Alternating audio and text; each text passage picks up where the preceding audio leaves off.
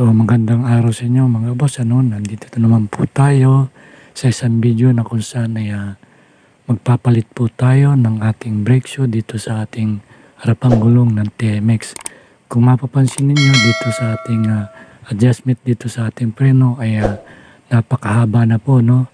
So ibig sabihin ang brake shoe po natin ay medyo manipis na po. So tara po ating pong buksan at makita po ang itsura ng ating brake shoe dito sa ating harapang gulong.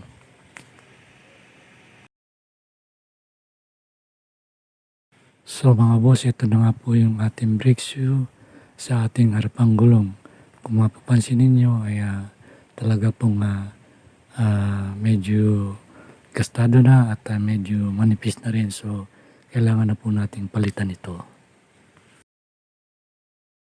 At ito na nga po yung ating bagong brake shoe na ikinabit dito sa ating panel, no? Kung pansin niyo talaga pong malayo na po ang diferensya doon sa luma. So makita po natin ang difference pagkabit po nito dito sa ating harapang gulong. Tingnan po natin.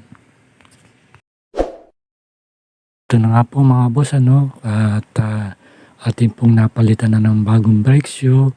Kung saan mapapansin ninyo ang ating adjustment ay nasa standard na po.